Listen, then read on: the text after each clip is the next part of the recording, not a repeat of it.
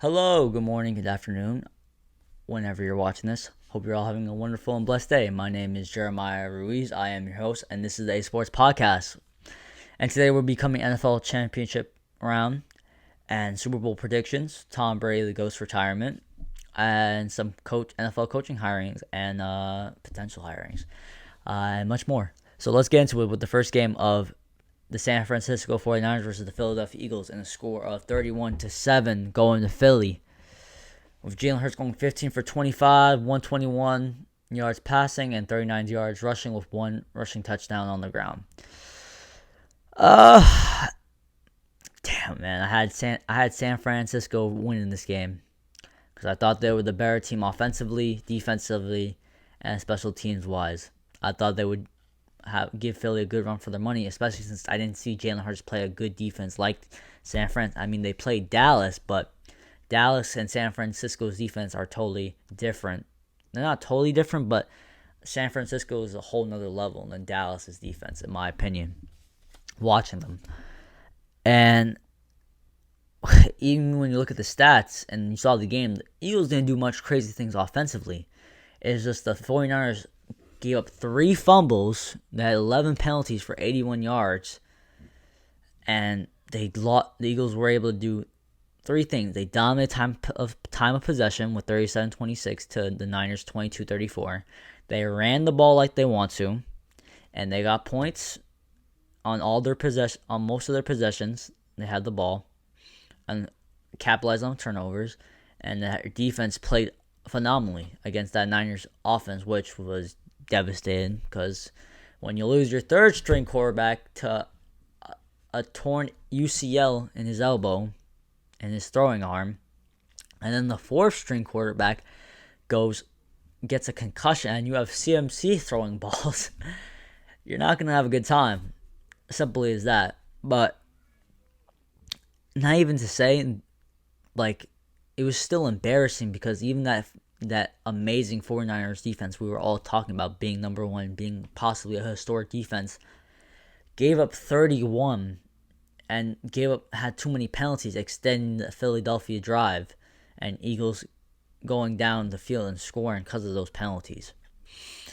And so it's just, you can't win when you're shooting yourself in the foot so many times constantly in a game, especially in a game like this. I always say, when you're turning over the ball and you're shooting yourself in the foot against other teams of high caliber and high talent, you're not going to win.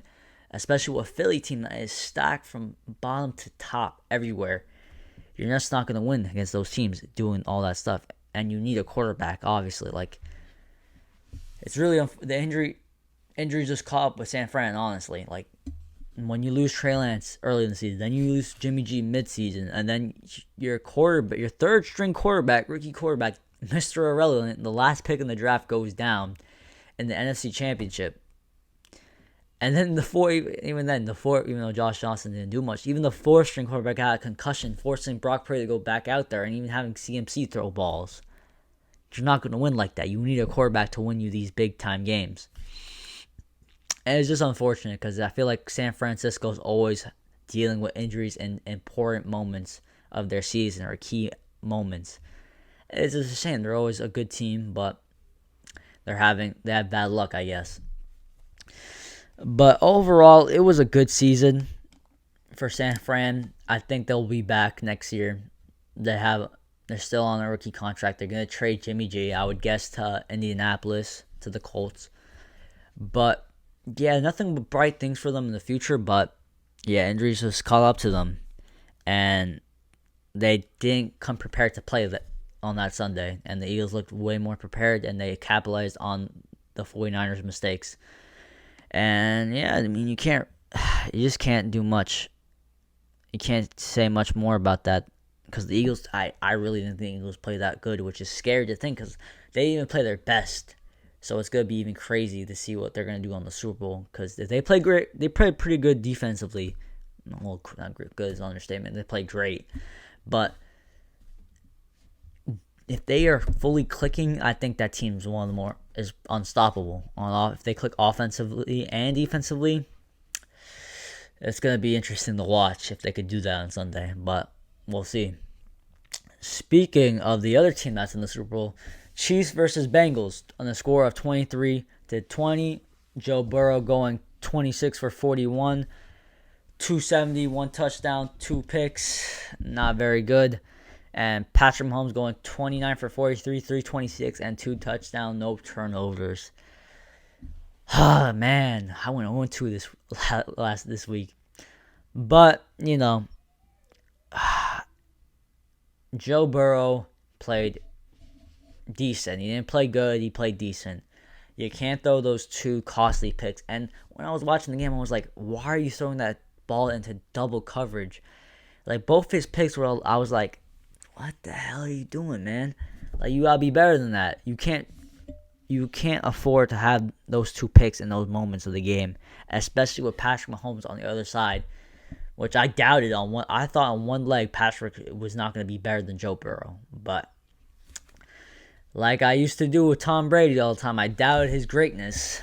Patrick showed me that he's the best quarterback and still will be the best quarterback for a long time. And yeah, it was crazy watching him play, as always. He's always takes your breath away with the plays he can make and how resilient and how much perseverance he has towards making the plays for his teams and being that leader and carrying the team on his back. Now, I did say if the Chiefs were able to get pressure on Joe Burrow, that this game would be a little closer, would be close, and it would be a hard time for Cincinnati to win. The Bengals gave up 5 sacks, the Chiefs gave up 3. But you could see that the Bengals were not getting to the quarterback as much as the Chiefs were. And it just forced Joe Burrow to accelerate his reads, move forward quickly, be a little bit more uncomfortable, missing throws in the pocket. And also, people were talking about the officiating in the game. I agree. This is what I'll say. The officiating was inconsistent. Like, there was calls that should be called, but they didn't call them. And then the 3-39s, that's unacceptable. That's just ridiculous. But that didn't lose Cincinnati the game. It was the crucial penalties in the fourth quarter and key moments in the game that cost them this, and turnovers. You can't turn over the ball, like I just said before. And, there was some bad ref officiating in this game, but Cincinnati still had a chance to win. You can't deny that.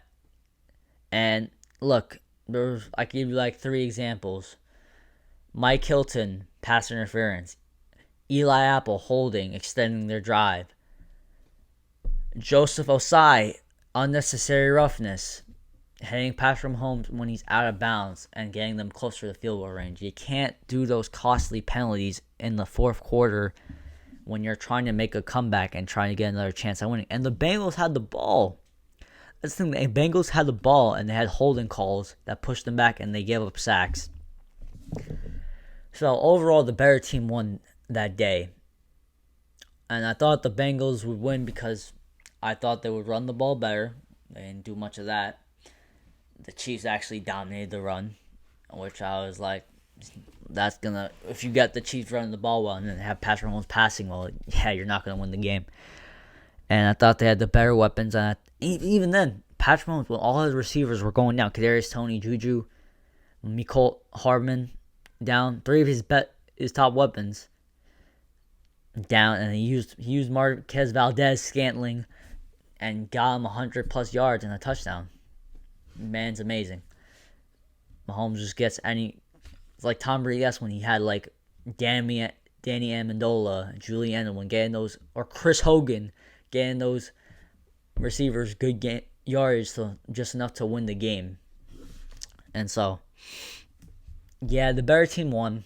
I can't say enough about Patrick Mahomes, man. I gotta stop doubting this man. I mean, I doubted him one time when I was right in the Super Bowl with the Bucks, but his offensive line was decimated and trash and filled with injuries in that game, so I can't really hate him. Even then, he made these crazy-ass throws, and I was surprised, running for his life. But Cincinnati got the second-best quarterback in the league. I think Joe Burrow is better than Josh Allen and the rest of the group. I used to think Justin Herbert was better than Joe Burrow because of his talent and how much I thought his ceiling was. But no, you can't. There's no debate now. There's simply no. Joe Burrow is the better quarterback at this moment in time. And then down the line, we'll see. We'll see how their careers pan out and see who gets the most Super Bowls, who wins more MVPs. We'll see how that all plays out. But right now, Joe's first year, he got injured. In his second year, he got his team to the Super Bowl. His third year, he got his team to the AFC Championship, almost back to a Super Bowl. But yeah, he's so talented, and I think they'll be good next year too. But that division's gonna probably get tougher. We'll see what happens. But yeah, it was a good game to watch. Cincinnati, yeah, too many costly turnovers and penalties in the game that cost you this game. You just gotta rebuild, redesign, and reclaim and go back to the championship round and keep getting better. But that leaves us with the two best teams of the conference, the Philadelphia Eagles versus the Kansas City Chiefs. Damn. This is going to be an interesting one. Now, let's analyze. The Eagles are great at running the ball. We know what the Eagles want. They want to dominate time of possession and run the ball well. And get a couple big chunk plays in the pass game with A.J. Brown and Devontae Smith. Now, what the Chiefs want to do is they want to establish a run game, but they want to get you with the pass, hit you in the intermediate and deep route. Hit you in the intermediate and deep routes of the field with Travis Kelce, Mecole, and Valdez-Scantling. Fast guys, and Travis Kelce is always the best tight end in football right now. So they want to do that. Now, how are these teams going to stop them? The Eagles have a great secondary. Their linebackers are okay. They're more good at rushing the passer, but they have some decent linebackers to maybe force Travis Kelce and give him a little bit of a hard time getting open. I don't think they're going to stop him that much because I don't think Philly's linebackers are that good in pass coverage, but we will see what happens. But it's just you have the best quarterback versus the best roster. Both of them had a really good season. Both of them are MVP candidates, Jalen Hurts and Patrick Mahomes. Obviously, Patrick Mahomes is the better quarterback. I don't think there's any debate about that. But this game is dependent because I saw the Bengals get to the Patrick Mahomes and he's still injured. Even though he didn't look like it too much, he was still throwing that ball crazy and getting those touchdowns and getting those yardage. But it's a little different when you have a crazy roster like Eagles. You saw what they did to San Fran. They just rushed the pass. They have so many weapons with Hassan and Dominic Sue, Brandon Graham. It's just Josh Sweat. They have so many pass rushers. 4 of them have over 10 sacks. And the Chiefs defense is a sneaky defense. They'll do good, but I don't know if they're going to keep up with them. And there's a lot of storylines in this game. Andy Reid going back to his former team in the Super Bowl. Jason versus Travis Kelce. The two MVP candidates going at each other. And yeah, there's a lot of things to look forward in the Super Bowl. But it's like, this is what I'm thinking. It's my heart saying Patrick is the better quarterback and he'll carry his team to a victory. But my head saying the Eagles are such a better team that I don't think they'll win. They'll lose. I mean, that's contradicting myself. But I don't think they'll lose. That's what I'm trying to say. I see this roster and I see what they're doing. They're better on the offensive line and they're better on the defensive line. They have less injuries, Philly. They're mostly all healthy. Hell, even their injuries, Lane Johnson, he's still playing like he's not hurt. So it's really a tough decision, but it's like, do I go with the best quarterback or the best roster in football? And the quarterback will always win the championship, but can he overcome with an injury on his leg, of his ankle, over a great Philly team that I see is like a juggernaut? Because this is the same situation I thought with the Bucks and Chiefs a couple years ago. I thought the Bucks were a significantly better team than the Chiefs, and they dominated them. So I'm thinking it's going to be the similar thing. So I think I'm going to go with Philly, even though it hurts me as a Giants fan. But because I don't want to hear all that shit. I don't want to hear all that BS about the Eagles for a whole season. But I do love Jalen Hurts, so I'd be happy for him. But it's hard for me to see a way. Obviously, I see a way the Chiefs could win on Patrick Mahomes and Travis Kelce and Andy Reid being an extremely brilliant play caller. But it's just so hard to call when my head's telling me by facts and logic and what I'm seeing on the field that the Eagles are a much better team than the Chiefs. But the Chiefs are so explosive and Patrick Mahomes could get you back in the game in any second. And momentum can shift just like that. But I'm going to go the Philadelphia Eagles will win the Super Bowl and be your champions for the 2022 season. That is my prediction. The Philadelphia Eagles will be your 2022 champs and be the kings of this NFL season. But yeah, it's going to be a good game. I hope it's not like what we saw with the Bucs and Chiefs. I hope it's a little bit more competitive because that was straight domination. Patrick was running for his life, but now he can't even run for his life because his leg's injured. His ankle's fucked up. But we'll see what happens. And now let's transition to the GOAT, Tom Brady. At 45 in his 23 season, he finally calls it a career. And man, what a career it was, man. Tom Brady, man, you are one special type of person. A true competitor, a true athlete that never say die attitude and just finds a way to win when even all the odds are stacked against you. There wasn't supposed to be a Tom Brady. In the history of the NFL, there was nothing like him before. A guy who's a late round draft pick, had no athletic ability, was not hyped up, but he built himself to be something, to be great. And I think that's what a lot of people want in life. They want that to build themselves up to something because not everyone relates to that story. Not everyone's going to be a crazy tall athletic beast like Michael Vick, a Lamar Jackson, a Justin Herbert, or going to have as much opportunity as a Peyton Manning growing up in a royal family of NFL caliber athletes. That's why people resonate with him.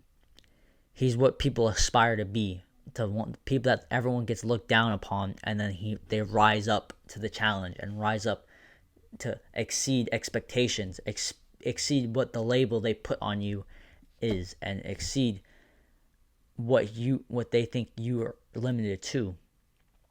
And I used to be a big Brady hater because I just hated them winning.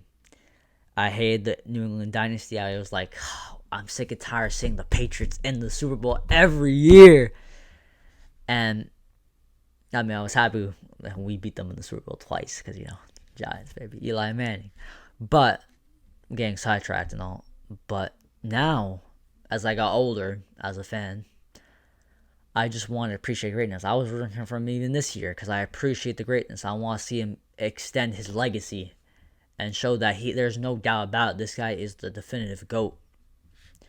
And there's no question. I don't think that we'll ever see another Tom Brady.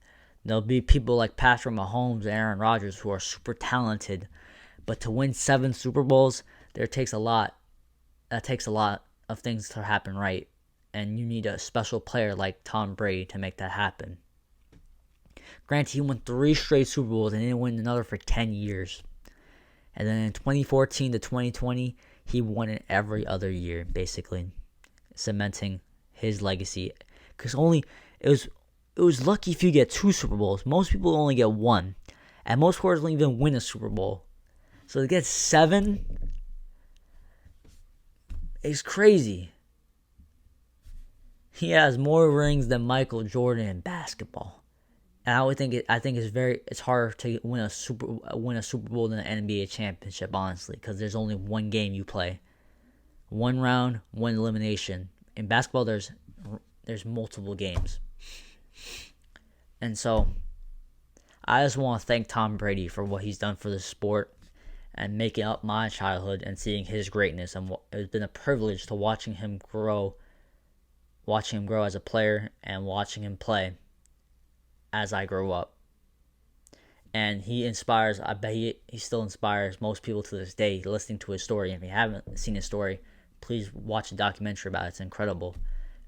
Doubted in college, doubted in NFL, had to overcome so much. And I hope whatever he does, he's going to be, I wish him nothing but the best and he's successful in it. And I hope that you aspire, whoever's watching that, you aspire to be like Tom Brady and go past your limits and destroy those labels that people set on you and try to improve yourself every time you get the chance, every year. Improve yourself as a person, as an individual, as an athlete, whatever you're doing in your life. Just improve and keep shattering those expectations that people put on you, or limitations, or expectations for yourself. And so I'd like to say thank you to Tom Brady and thank you for all you've done for the game of football. We appreciate you. And yeah, that's that, man. Thank you, Tom. But let's get into some potential coach hirings now. DeMeco Ryans is going to be the new head coach for the Houston Texans. And if you don't know who DeMeco Ryans is, he's the DC for the San Francisco 49ers. And I think he's well-deserved. He had a very well-coached San Fran team, especially a year ago before it wasn't so good because Robert Saleh left, took the job in New York. But yeah, I think it's going to be interesting. I think what he needs to do is establish a culture, and I think he can with his defensive background. Now, the last couple Texans coaches haven't done so well. They only signed David Culley for one season, and then they fired him, which I don't think is pretty cool. But I mean, if you get a guy like DeMeco Ryans, a young guy like that, and you think he's gonna be the guy for you, I say go for it.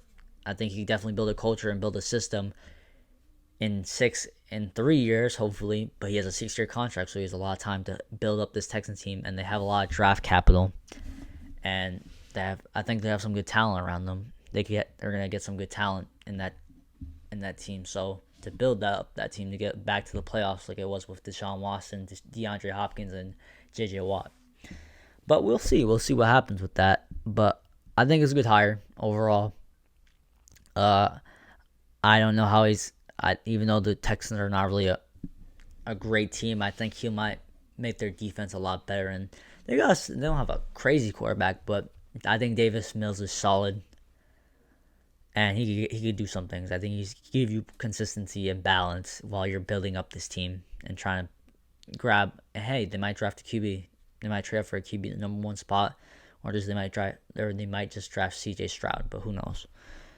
And finally, our last topic of today: Sean Payton potentially going to the Denver Broncos. Oh God. Do I think Sean Payton could save Russell Wilson's career and save the Denver Broncos? Here's the thing. The things that was messing up Russell Wilson was not all coaching. Now, granted, Nathaniel Hackett did not do no help for Russell Wilson and did not help him at all with Denver and that play calling and the time management and situations. It was all just bad. It was all bad. But I think with Sean Payton being a more astounded and veteran head coach that knows what he's doing, has a system, and he made Jameis Winston and he made Teddy Bridgewater look solid. So do I think he can make Russell Wilson better than what he looked last year? Definitely. There's no question. I don't think, because Russell Wilson still has some talent, but I don't think I think they're going to have to get rid of Russell, honestly. Because I think Russell Wilson's not the same person he once was. Doesn't have the same mobility. He's a little riled. The offensive line's not good. People were talking about how that offensive line in Denver is way better than in Seattle, and I didn't even see that. I saw it was just the same thing, maybe just a tad bit better. And the weapons are worse because I take DK over Jerry Judy. I take Tyler Lockett over Cortland Sutton. So, and then they took their tight end Noah Fant, which is better than their current tight end in Denver. So, and Seattle's defense is pretty good, even though I think Denver's is better. I do agree Denver's is better. There was no doubt about that, but it would have been better if Russell just stayed, but that's just me. But I think Sean Payton will get this team right. I think there'll be more consistent offense. Put more than 14 points a game basically, because that was just it was unbearable watching Broncos football. Honestly, those primetime games, I was like, oh my god, bro, why do we have this many Broncos primetime games? But I think he'll do a good job if he does go there. Sean Payton, I think he has a chance to build something there. I think more players will like to play for Sean Payton, so they'll bring more free agents over to Denver, and Denver is historic for good football. And yeah, I think he'll make him look better next year, but I don't know if Russell's the solution for Denver in the future. But I think Denver has if they get Sean Payton, that's a good step forward in the right direction for them. But anyways, that's all for today. I hope you all enjoyed. This has been the A Sports Podcast. I hope you all continue to have a wonderful and blessed day. And thank you for your time. And with that, peace out.